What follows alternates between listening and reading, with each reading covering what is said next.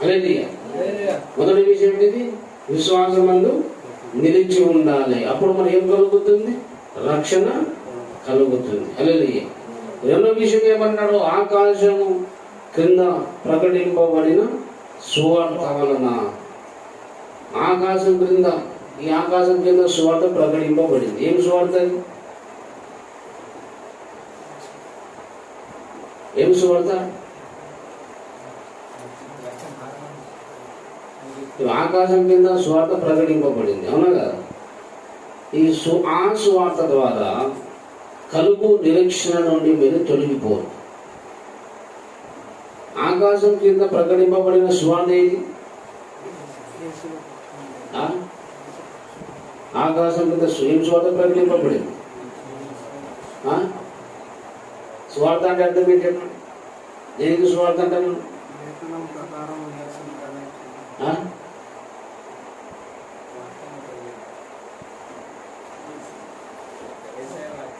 మీరు ఎప్పుడు కూడా కన్ఫ్యూజ్ కావద్దు. మనకి చిన్న చిన్న మేము రక్షణ పొందినదే నమ్మి బాప్తిజం పొందినాం. మనం స్వార్థ నమ్మి బాప్తిజం పొందింది కదా.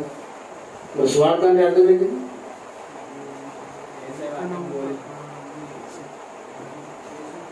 ఇంత కన్ఫ్యూజన్ లేదు కదా.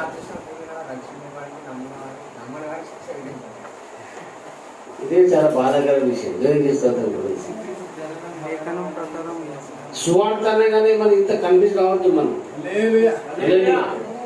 మనం ఎంత కన్ఫ్యూజ్ లో ఉంటే ఎవరికి ఎంత కనిపిస్తాం. అందుకే మనం క్లారిటీ ఉండాలి. అలాగే సువార్త అంటే మనకు తెలియదు. సేవ ఎట్లా చేస్తాం? అందువల్ల చెప్తే ఫస్ట్ మనం దేవుడి సేవ చేయాలంటే ఫస్ట్ మనం ఏం చేయాలి? ఈ పునాది పాఠం తెలుసుకోవాలి. పునాది తెలియదు, నువ్వు మర్మా తెలుసు, రుణ రాకట్టు తెలుసు, అది తెలుసు, ఇది తెలుసు అంటే ఏం పనికి రాదు. పునాది లేకపోతే అసలు నువ్వు ఎన్ని మర్మాలు చెప్పినా గాలిలో రాలిపోతావు. మనం ఫస్ట్ పునాది పాఠం నేర్చుకోవాలి, తగ్గించుకోవాలి. మనం అలాగే నేను 10 సార్లు ఎన్నోసార్లు లెక్కలేని సార్లు నేర్చుకున్నాను నేను. అందుకే మీకు చెప్తున్నా. అలాగే నేను వేరే మరి ఓపెన్ గారు చెప్పినప్పుడు, నీలమన్నా నీలం స్ట్రాంగ్ అన్న చెప్పినప్పుడు వాళ్ళ దగ్గర నేర్చుకుంటే మీకు చెప్తున్నాను. 10 సార్లు నేను ఆసక్తి నేర్చుకున్నాను కాబట్టి మీకు చెప్తున్నాను. నాకేం పునాది లేదనుకో మీకేం చెప్తాను. కాబట్టి పిల్లరా, సువార్త ఏమిటంటే మొదటి కొరింథీయులకు రాసిన పత్రిక 15వ అధ్యాయము 3-4 వచనం. సువార్త అని చెప్పగానే మనం ఫస్ట్ మనము టక్కను మెండు రావాలి. దేనికి సువార్త అంటారు? అసలు అపోస్తులు ప్రకటించిన సువార్త ఏంటిది? సువార్త అంటే అర్థం ఏంటిది బైబిల్ ప్రకారం? మనం ఊహించుకొని చెప్పొద్దు. నాకు అట్లా అర్థమైంది అయ్యగారు, నీకు అట్లా అర్థమైంది అయ్యగారు అని చెప్పొద్దు. నీకు అర్థమైంది నాకు వద్దు, నీకు అర్థమైంది వద్దు. బైబిల్ చెప్పింది వద్దు. అలాగే కాబట్టి 15వ అధ్యాయం 3వ వచనము 4వ వచనం ఏం రాయబడింది చూడండి. సువార్త అంటే అది మొదటి కొరింథీ 15వ అధ్యాయము 3-4 వచనం చదవగా. 3వ వచనము 4వ వచనం, సారీ 15వ అధ్యాయం 3వ వచనం 4వ వచనం ఏముంది? నాకివ్వబడిన ఉపదేశమును మొదట నీకు అప్పగించితిని, అదేమనగా లేఖనముల ప్రకారము క్రీస్తు మన పాపముల నిమిత్తము మృతి పొందెను, సమాధి చేయబడెను, లేఖనముల ప్రకారము 3వ దినమున లేపబడాను. ఇది స్వార్థ. స్వార్థ అంటే అర్థం ఏంటి? 2వ వచనం చివరి భాగం, ఆ స్వార్థ వలననే మీరు రక్షణ పొందువారే ఉందురు. ఏం స్వార్థ అది? నా 3-4 వచనంలో చెప్తున్నాను. మొదట నీకు అప్పగించింది నేను. ఒక విశ్వాసం ఫస్ట్ ఏం చెప్తాం? సువార్త చెప్తాం. ఏంటి సువార్త? లేఖనముల ప్రకారము క్రీస్తు మన పాపముల నిమిత్తం మృతి పొందెను, సమాధి చేయబడను, తిరిగి 3వ దినమున లేపబడెను. దేవునికి స్తోత్రం కలుగునుగాక. హల్లెలూయా. గనుక ప్రియులారా, ఇప్పుడు యేసుక్రీస్తు ప్రభువు మన భాషలో చెప్తా, గుర్తుపెట్టుకోవాలి. సువార్త అని చెప్పగానే ఏం గుర్తురాలంటే యేసు నా పాపము కొరకు, యేసు మన పాపముల నిమిత్తము మృతి పొందెను, సమాధి చేయబడెను, తిరిగి 3వ దినమున. ఇది సువార్త. ఏం సువార్త? యేసుక్రీస్తు సువార్త. ఇది మాట అనేది. యేసు నమ్ముకునే రోగాలు రావు, నొప్పులు రావు, బాధలు రావు, కష్టాలు, అది సువార్త కాదు. అనేది అది మనసును మెప్పించే ఈయన సొంత సువార్త కానీ బైబిల్ సువార్త కాదు. హల్లెలూయా. కాబట్టి సువార్త అంటే అర్థమే చెప్పండి. యేసు ప్రభు అందరి గురించి మళ్ళీ అడిగినప్పుడు మళ్ళీ మీకు కన్ఫ్యూజ్ కావద్దు. హల్లెలూయా. మన పరువు అంతా పోతుంది. బాప్తిజం పొంది 20 సంవత్సరాలే మనకి తక్కువ మన తెలుసు కదా అంటే తెలుసు కాదు కదా చెప్పు అందరికి తెలుస్తుంది. కానీ ఇదే సువార్త అని తెలియదు. 100 సార్లు విలువ చెప్తాం కానీ సువార్త అంటే మనకు తెలియదు.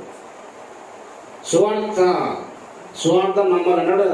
సువార్త నమ్మి బాప్తిజం పొందిన వాడు రక్షింపబడు అన్నాడు లేదా? సువార్త అంటే అర్థం ఏంటిది? యేసు ప్రభు మన పాపల కొరకు మరణించాడు, సమాధి చేయబడ్డాడు, తిరిగి 3వ దినమున లేచాడు. ఇది సువార్త. హల్లెలూయా. ఆకాశం క్రింద ప్రకటింపబడిన సువార్త ఏంటిది? ఇదే. ఏం సువార్త ప్రకటింపబడింది? ఆకాశం కింద ఏం సువార్త ప్రకటింపబడింది? యేసు ప్రభు మన పాపల నిమిత్తము మృతి పొందెను, సమాధి చేయబడిన, తిరిగి 3వ దినమున లేచాను. దేవునికి లేపబడాను. దేవునికి స్తోత్రం కలుగును. హల్లెలూయా. అర్థమైందా? ఇప్పుడు సువార్త అంటే అర్థమైందా? మీకు తెలుసు కానీ ఇదే సువార్త అని తెలియదు. అందుకే మన క్లారిటీ ఉండాలి. సువార్త చెప్పాలంటే ఏం చెప్పాలి? ఇదే చెప్పాలి. యేసు మరణం గురించి, సమాధి గురించి, పునరుద్ధానం గురించి చెప్పాలి. దేవునికి మహిమ కలుగును. హల్లెలూయా. అర్థమైందా? ఆకాశం క్రింద ఏం సువార్త ప్రకటింపబడింది? యేసు మన పాపల కొరకు మృతి పొందెను, సమాధి చేయబడిన, తిరిగి 3వ దినమున. ఇది ఏంటిది? ఇది వెరీ గుడ్. ఎవరు చెప్తే సువార్త అంటే తక్కువ మంది చెప్పాలి. మరి అడుగుతానే వచ్చారు. హల్లెలూయా. ఏం చెప్పాలి? సువార్త అంటే ఏంటిది? యేసు ప్రభు మన పాపల కొరకు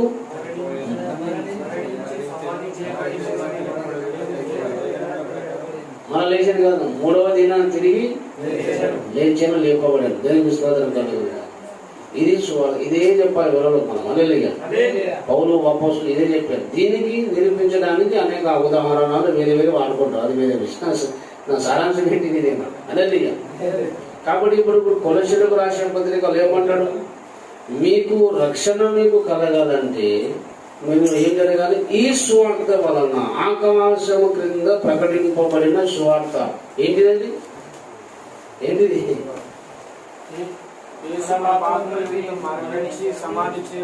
యేసుక్రీస్తు ప్రభు మన పాపముల నిమిత్తం మృతి పొందెను, సమాధి చేయబడిన, తిరిగి 3వ దినమున లేపబడిన. ఈ సువార్త వలన మనకు నిరీక్షణ కలిగింది. ఆ నిరీక్షణ నుంచి మీరు తొలగిపోవద్దు అన్నాడు. అప్పుడే మీకు రక్షణ వస్తుంది. అప్పుడే మీకు ఏమొస్తుంది? బాప్తిసం పొందిన అంటే బసవన బాప్తిసం పొందిన అన్నట్టు ఉంటుంది. విమాసంతో చాలా గుర్తొస్తున్నారు. ఏమరా దున్నపోతులాగా ఒక్కడు చదువులు ఏం చేయలేమరా, ఏం రాదేమరా దున్నపోతులాగా. పొద్దులు లేచినారా బసవన లేచిన, స్కూల్కి వచ్చిన బసవన వచ్చిన, కూర్చున్నా, పండుకున్న బసవన అంటే పండుకున్నా. అదేనా తిరుగుడు పండుకోవడం నేర్చుకోవడం లేదు లేదా? నేర్చుకోలేదు ఒకటి దున్నపోతులారా అని చెప్పి బాగా కొడుతుండే వాళ్ళు. దేనికి కొంతమంది క్రైస్తవులు కూడా దున్నపోతులు ఉన్నారు. అందుకే నేర్చుకోవాలి మనం. హల్లెలూయా. ఏం చేయాలి? బసవన గుడి చూసారు అందరూ? బసవన గుడి దగ్గర ఒకటి ఉంటుంది విగ్రహం. ఏమింటుంది? ఉంటుంది కదా. అది ఎక్కడే ఉంటుంది ఎప్పుడు కూడా. అందుకే అది ఎక్కడ కదలదు. అట్లే ఉంటుంది అది. అట్లే కొంతమంది ఎవరు తింటారు, పంటారు, ఏం చేస్తారు వాళ్ళు అట్లే ఉంటారు. మార్పు రాదన్నమాట. అందుకే బసవన అని మాస్టర్ చెప్తాడు ఎప్పుడు. బసవన అంటే అర్థం ఏంటంటే ఏం కథలు అనమాట. ఇందర చెప్పు, ఇందర తీరు, ఇందర పనులు. వీడు మాత్రం ఏం చదువు నేర్చుకోడు, వాక్యం నేర్చుకోడు, ఏం నేర్చుకోడు అంతే అన్నమాట. బాప్తిజం పొందిన అంతే, అయిపోయింది పని అనుకుంటారు. హల్లెలూయా. బాప్తిజం పొందితే సరిపోదు బాబు. మనకు మరి ఏ సువార్త నమ్మినావో ఆ సువార్త వలన మనం ఒక నిరీక్షణ కలిగింది. ఆ నిరీక్షణ నుంచి మీరు తొలగిపోక, అంటే ఆ నిరీక్షణ మనం నిలిచి ఉండాలన్నమాట. తొలగిపోవద్దు. అప్పుడు నీకేం కలుగుతుంది? రక్షణ కలుగుతుంది. లేకపోతే చాలా కష్టం. మనకు ఈ సువార్త వలన మనకు కలిగిన నిరీక్షణ ఏంటిది? తెస్సలోనిక రాసిన పత్రికలో రాయించాడు దేవుడు. తెస్సలోనిక రాసిన పత్రిక, యేసుక్రీస్తు ప్రభు సువార్త ద్వారా మనకు కలిగిన నిరీక్షణ ఏమిటి? రెండవ తెస్సలోనికీయులకు రాసిన పత్రిక 2వ అధ్యాయము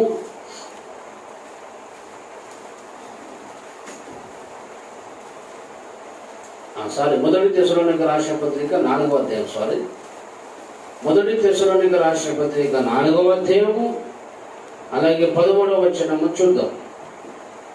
సహోదరులారా, నిరీక్షణ లేని ఇతరుల వలె మీరు దుఃఖపడు నిమిత్తము నిద్రించు వారిని గురించి మీకు తెలియకుండా మాకు ఇష్టము లేదు అన్నాడు. ఏమన్నాడు పౌలున్న? సోదరులారా, నిరీక్షణ లేని ఇతరుల వలె మీరు దుఃఖపడు నిమిత్తము నిద్రించుచున్న వారిని గురించి మీకు తెలియకుండా మాకు ఇష్టము లేదు. అంటే కొంతమంది నిద్రించారంటే బైబిల్ భాషలో నిద్రపోయారని కాదు, చనిపోయారన్నమాట. నిద్రించున్న వారి గురించి మీరు దుఃఖపడుతున్న వారి గురించి మీకు తెలియకుండా ఉండడం మాకు ఇష్టం లేదు బాబు, తెలుసుకోండి అంటున్నాం పౌలాన్ని. కొంతమంది తెస్సలోనికీయుల సంఘంలో కొంతమంది మరణించారు, చనిపోయారు. వారి గురించి భయంకరంగా దుఃఖపడుతున్నాం. ఎంత ఎవరు చెప్పినా సరే బాధపడుతూనే ఉన్నారు, దుఃఖపడుతూనే ఉన్నారు, ఏడుస్తూనే ఉన్నారు. అయ్యో మా ఆయన పోయిందని ఒకరు, అన్న పోయిందని ఒకరు బాధపడుతూ ఎందుకు ఎవరు సందేహించినా సరే ఏడుస్తూనే ఉన్నారు అన్నమాట, బాధపడుతూనే ఉన్నారు. అప్పుడు పౌలుని అంటున్నాడు అనమాట, సహోదరులారా, నిరీక్షణ లేని ఇతరుల వద్ద మీరు దుఃఖపడడం మాకు ఇష్టం లేదు. మీరు నిరీక్షణ లేని ఇతరుల వల్లే, కొంతమంది చనిపోయిన తర్వాత మళ్ళీ వస్తాడా పోతాడా సంగతి వాళ్ళకి నిరీక్షణ లేదు. ఇతరులు అంటే ఎవరు? యేసు నమ్మని వారు, యేసు దేవుడు నమ్మని ప్రతి ఒక్కడు కూడా మరణిస్తే ఎటు పోతాడో ఏం చేస్తాడో వాళ్ళకి నిరీక్షణ మళ్ళీ లేదు. నిరీక్షణ లేని ఇతరుల వల్లే మీరు దుఃఖపడద్దు. అనవసరంగా మీరు చనిపోయిన వారి గురించి అనవసరంగా దుఃఖపడుతున్నారు కదా.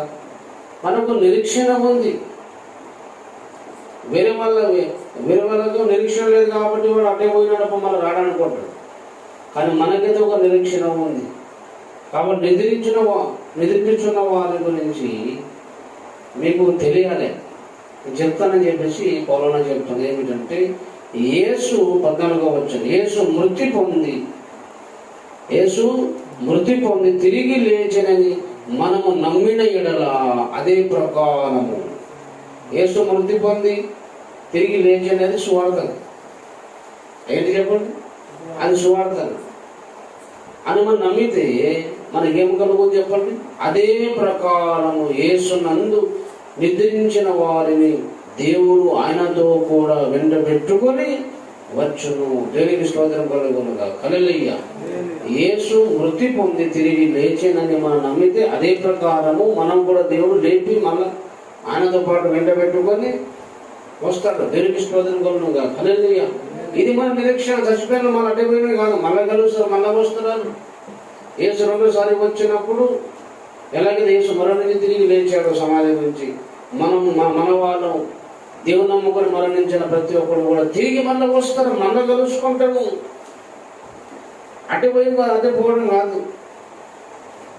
యేసు నమ్మిన తర్వాత ఎన్నటికీ చనిపోడు అన్నాడు. నాయన విశ్వాసం ఉంచేవాడు ఎన్నటికీ చనిపోడు అని అన్నాడు యేసయ్య. ఎప్పుడు చచ్చిపోడు. కాకపోతే వేరే లోకంలో పోతే మళ్ళీ వస్తారు, మళ్ళీ అందరూ కలిసి పరలోకం పోతాం. దేవునికి స్తోత్రం కలుగునుగా. హల్లెలూయా. ఇది మనకు నిరీక్షణ. ఏం నిరీక్షణ చెప్పండి?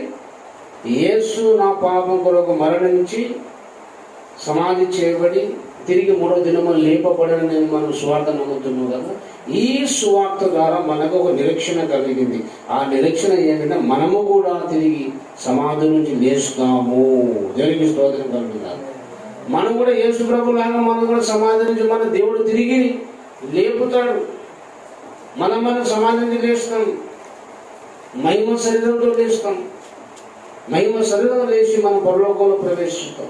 అప్పటిదాకా మన ఆత్మలో అక్కడ విశ్రాంతి స్థానంలో అక్కడ పరదేశంలో ఉంటాయి. యేసు 2సారి వస్తాడు, కడపురం మ్రోగుతుంది. వచ్చినప్పుడు మనం అందరం కూడా యేసునందు విశ్వాసం ఉండి బాప్తిసం పొంది చనిపోయిన వాళ్ళందరూ కూడా సమాధి నుంచి దేవుడు తిరిగి లేపి వాళ్ళకు మహిమ శరీరాలు, కొత్త శరీరం ఇస్తాడు దేవుడు. కులిపోయిన శరీరాలు పోతాయి, మట్టి శరీరం పోతుంది, మహిమ శరీరంతో మనం లేస్తాం. ఈ నిరీక్షణ మనం ఎలా కలిగింది?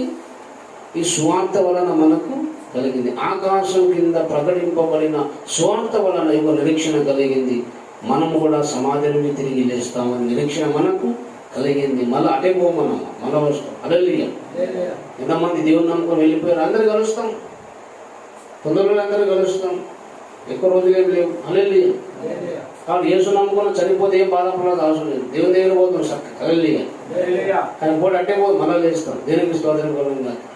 యేసు మరణించి తిరిగి లేచిన ఎలా నమ్ముతున్నాము మనం కూడా తప్పకుండా లేస్తామని ఒక నిరీక్షణ మనకు కలిగింది. దేవునికి స్తోత్రం కలుగుతుంది. ఇతర మతాలకు ఏముంది నిరీక్షణ? అవి చచ్చిపోతే ఇంకో వేరే రాబోతున్న యుగంలో అంటే వాళ్ళు వేరే తరంలో కుక్కలాగా పుడతాడు, పందులు పుడతారే అంటారు.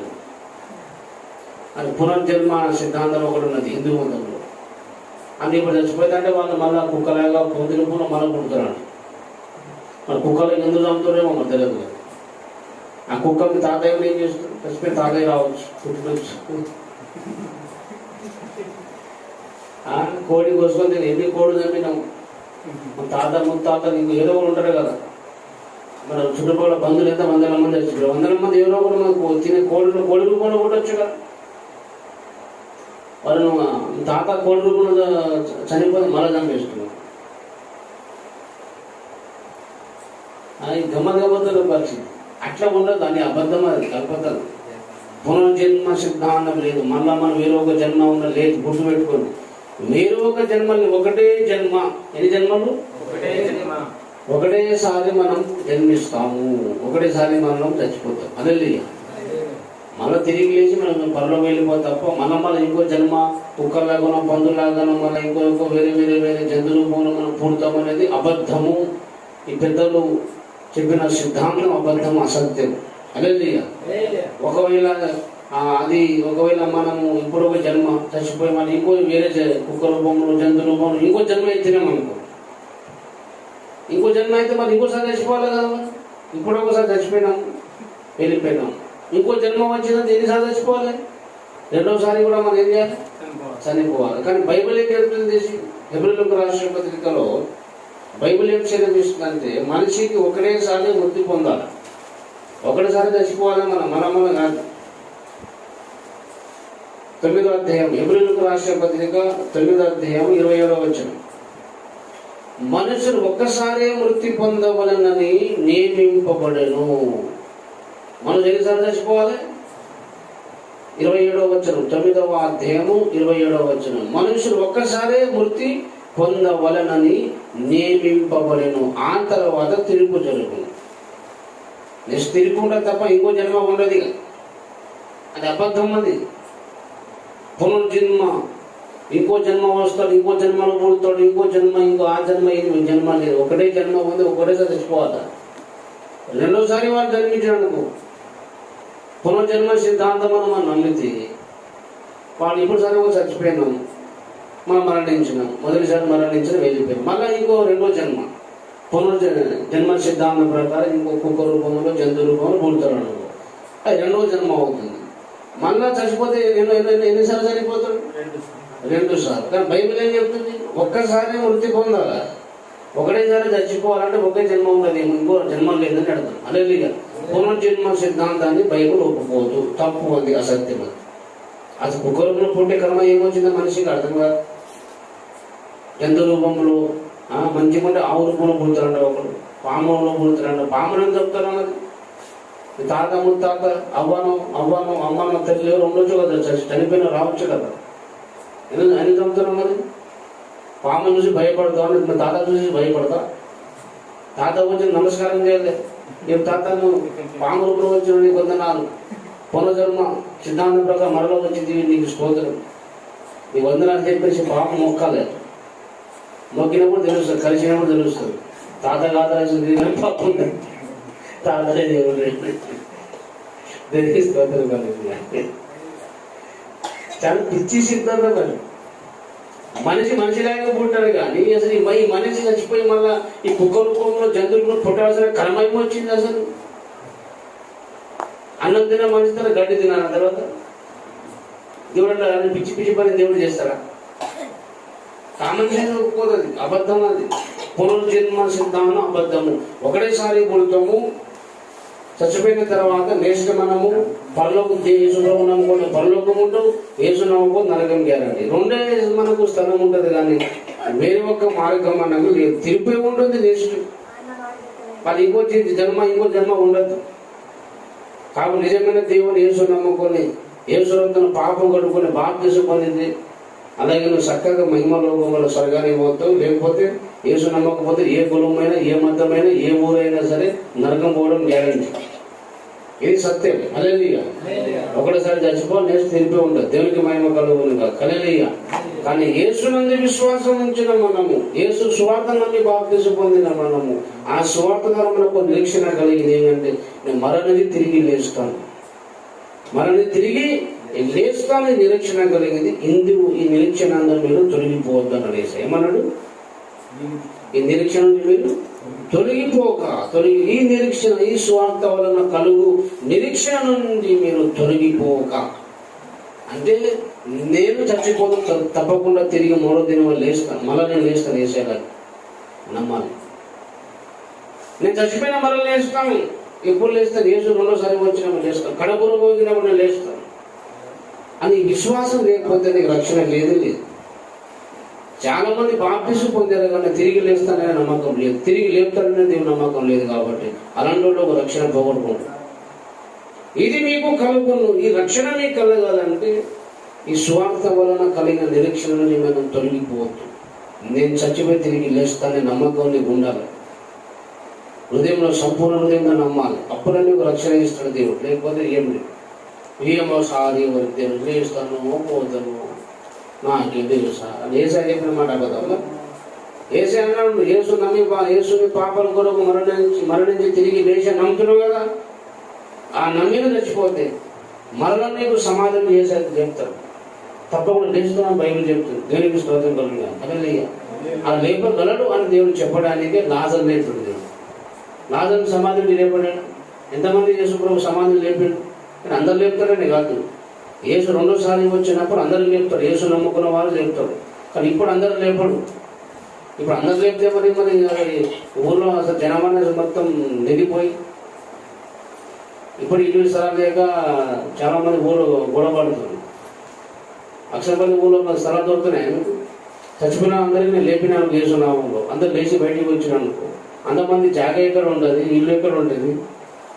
కొంతమంది చచ్చిపోతే బాబు పోతే విడవపోయింది నన్ను చాలా మోపుకోవడం. మళ్ళీ లేపినాను అనుకో, ఇదేం పాస్టర్ బాబు పోతే మంచి పోయిన నేను మొక్కితే చచ్చిపోయినందుకు సంతోషిస్తున్నా, మళ్ళీ లేపి మళ్ళీ బాగా పెడుతున్నారని చాలా మంది తింటారు నాకు.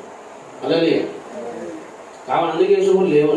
అందరు లేపితే చాలా సమస్య ఎదురవుతుంది కాబట్టి మళ్ళీ లేపలేము మనం. అలాగే సమస్య ఎక్కువైతే అలాగే కనుక పిల్లలు. కానీ మనం మాత్రం యేసు నమ్ముకొని బాప్తిసం పొంది మనం తిరిగి లేస్తాము అనే నిరీక్షణ మనం కలిగింది ఈ స్వార్థ వలన. అది మనం తొలగిపోదు. గట్టి నిలబడాలి. అలాగే గట్టిగా అడిగిన అనుకో, యేసును కూడా మళ్ళీ లేస్తావా? లేస్తావు. ఎందుకని చెప్పు, గట్టి చెప్పు, ఆలోచించి చెప్పు. ఆలోచించలేదు ఏం లేదు బాబు, నేను నమ్ముతున్నా కదా. దేవుడు నమ్మితే చాలు. యేసు ప్రభు మరణించి తిరిగి లేచి నమ్మితే అదే ప్రకారం వాడు లేస్తాడు. యేసు ప్రభు లేపాడు. నమ్ముతున్నా కదా, నేను నమ్మకం నాకు ఉన్నది. ఉన్నంత తప్పకుండా లేస్తాను అనాలి. హల్లెలూయా. అప్పుడు మీకు ఏం కలుగుతుంది? రక్షణ కలుగుతుంది. లేకపోతే బాప్తిసం పొంది కూడా రక్షణ పోతుంది. దేవుని వాగ్దానం మీద, దేవుని వాక్యం మీద మన నమ్మకం ఉండాలి. హల్లెలూయా. దయచేసి మూల వాక్యంలోకి రండి. ఇప్పుడు మనం కొలొస్సీయులకు